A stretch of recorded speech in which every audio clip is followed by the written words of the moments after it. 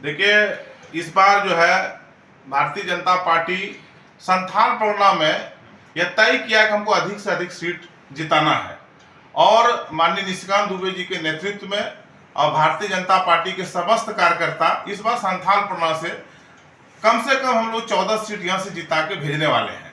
तो उस निमित्त पोड़ैयाहाट विधानसभा सीट कैसे हम सभी निकाल सकें, इसके लिए हम सभी चिंतित है और पार्टी ने डायरेक्ट इनडायरेक्ट सभी लोगों को कह दिया है कि सब लोग क्षेत्र में लग जाइए और भारतीय जनता पार्टी जिसको भी प्रत्याशी बनाएगा, हम सबों का दायित्व है उसको यहां से भारी मोहम्मद से इस पोड़ैयाहाट की सीट को भाजपा की झोली में भेज देना है। और भारतीय जनता पार्टी की सरकार कैसे बने, हमारे लिए सबसे बड़ा महत्वपूर्ण है। यहाँ पर विचारधारा केंद्रित पार्टी है, हम किसी व्यक्ति के लिए नहीं, विचारधारा के लिए मरते हैं।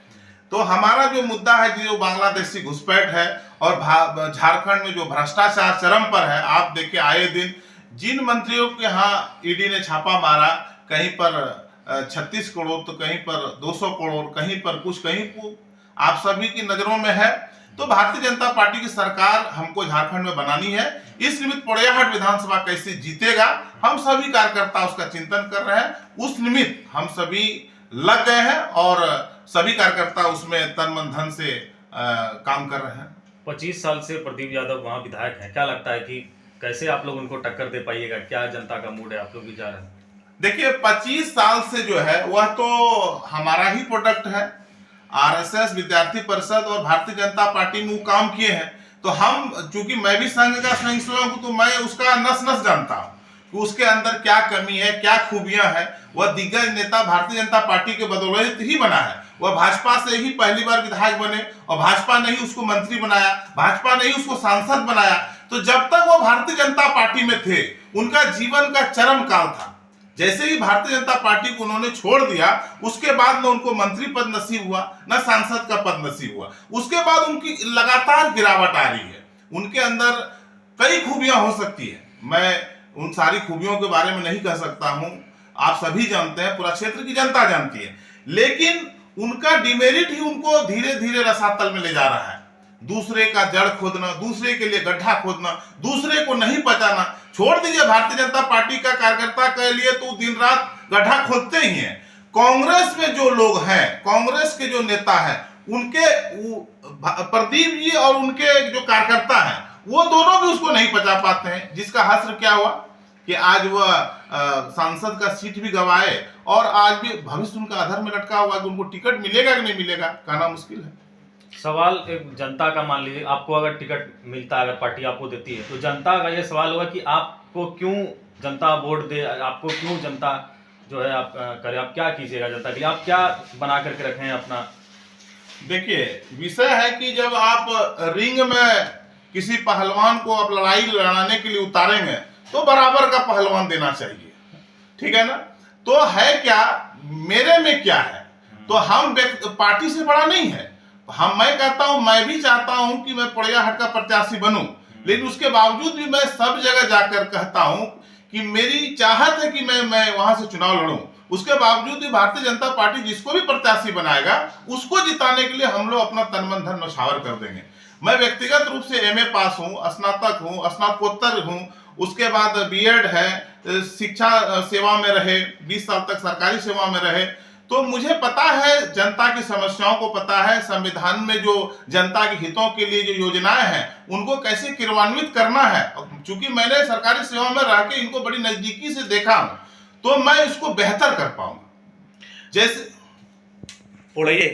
देखिए, अभी शिवराज सिंह माननी जो यहाँ के प्रभारी, उनका बयान आया कि ज्यादा से ज्यादा टिकट रायशुमारी से ही तय होगा। भारतीय जनता पार्टी बीच में, आप सबों को पता है कि रायशुमारी कराया था पूरा प्रदेश में, तो उनका वक्तव्य है कि ज्यादा से ज्यादा सीट हम रायशुमारी से ही देंगे और सामाजिक समीकरण को ध्यान में रख के देंगे।